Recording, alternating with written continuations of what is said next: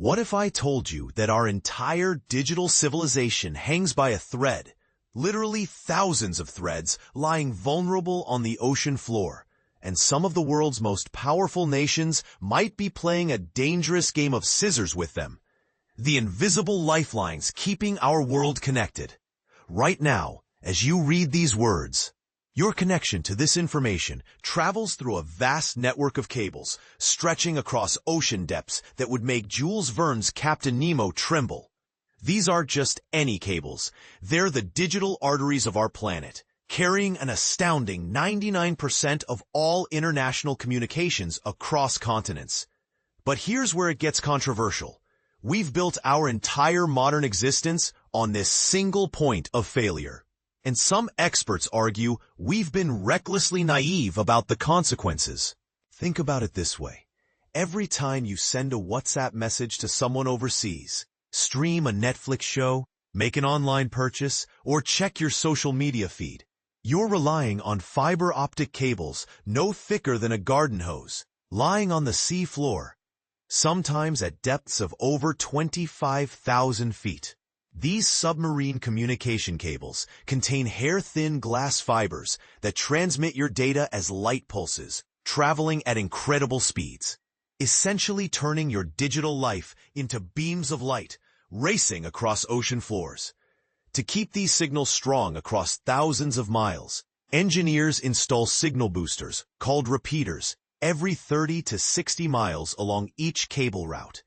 When your data finally reaches its destination continent, it connects through coastal facilities known as landing stations, which then distribute your information through terrestrial networks to reach its final destination. It's an intricate dance of technology that most people never think about until it stops working. And this is the part most people miss. Unlike your home internet that might have multiple service providers to choose from, these oceanic data highways have virtually no backup systems.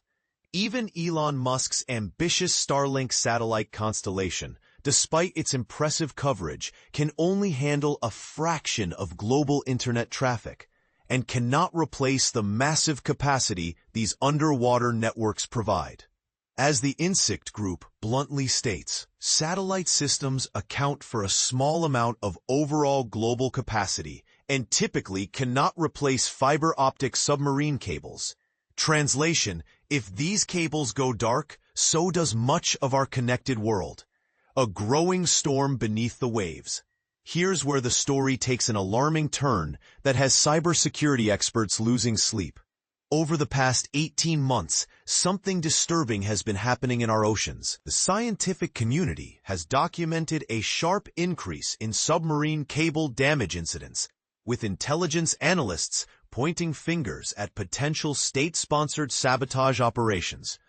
The numbers are staggering and deeply troubling. 44 separate cable damage incidents have been reported in strategic locations like the Baltic Sea and around Taiwan in just the past year. While officials maintain diplomatic language, the suspicion in intelligence circles is that Russia and China may be conducting deliberate infrastructure attacks designed to test or demonstrate their ability to sever digital communications between nations. But here's what should really concern you. When these cables get severed, entire populations can find themselves in a complete internet blackout. Countries with limited cable connections become digitally isolated from the rest of the world within minutes. Imagine your nation's banking systems, emergency services, military communications, and economic infrastructure suddenly going silent.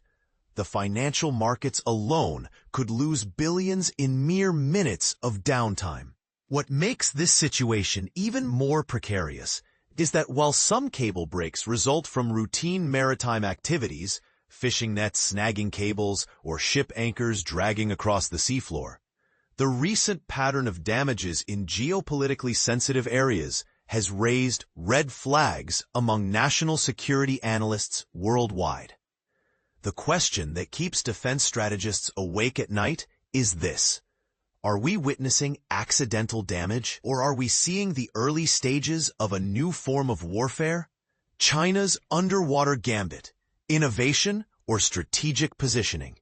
Just as concerns about submarine cable vulnerabilities reach fever pitch, China has unveiled an ambitious project that's either brilliantly innovative or strategically suspicious, depending on your perspective.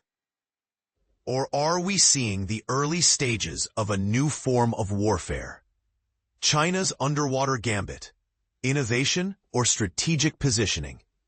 Just as concerns about submarine cable vulnerabilities reach fever pitch, the Chinese government is currently developing revolutionary underwater data centers powered entirely by renewable wind energy, with the first prototype taking shape in Shanghai's waters. This initiative represents a collaboration between the Lingang Special Area Administration, Shanghai Lingang Special Area Investment Holding Group, and Shanghai High Cloud Technology. On the surface, it appears to be an environmentally conscious solution to artificial intelligence's massive energy consumption problem.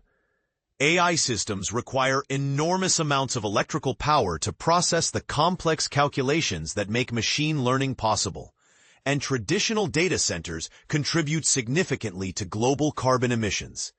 By situating these computing facilities underwater and powering them with ocean wind farms, China claims to be addressing both the environmental impact of AI development and the cooling challenges that plague land-based server farms. Ocean water provides natural cooling that dramatically reduces the energy needed to prevent servers from overheating.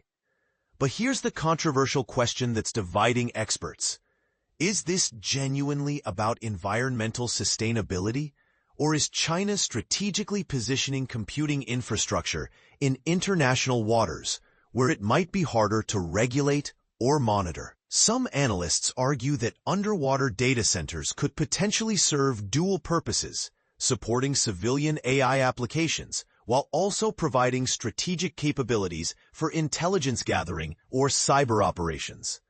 The timing is particularly intriguing, given the growing concerns about submarine cable security and China's expanding presence in global maritime infrastructure projects. The uncomfortable truth we must face.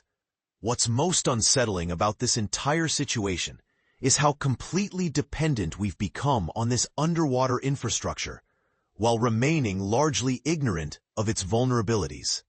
We've built smart cities, autonomous vehicles, global supply chains, and digital economies, all balanced precariously on cables lying exposed on the ocean floor, protected by nothing more than international maritime law, and the assumption that rational actors wouldn't dare attack civilian internet infrastructure.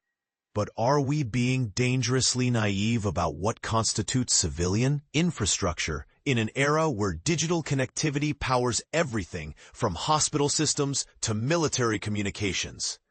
And if underwater internet cables become legitimate targets in future conflicts, shouldn't we be developing robust backup systems instead of simply hoping for the best? Here's my controversial take. We might be sleepwalking toward a digital disaster because we've confused convenience with security and global connectivity with invulnerability. The question isn't whether these underwater systems will face more sophisticated attacks. It's whether we'll be prepared when they do. What do you think? Are we overreacting to natural growing pains in our global digital infrastructure, or are we underestimating a genuine national security threat that could reshape geopolitics? Should countries be investing more heavily in satellite backup systems, or is the submarine cable network robust enough to handle both accidental damage and intentional sabotage? And most importantly, do you trust that the nations controlling these underwater digital highways have your best interests at heart?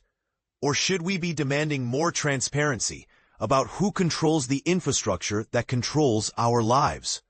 The future of global connectivity hangs in the balance.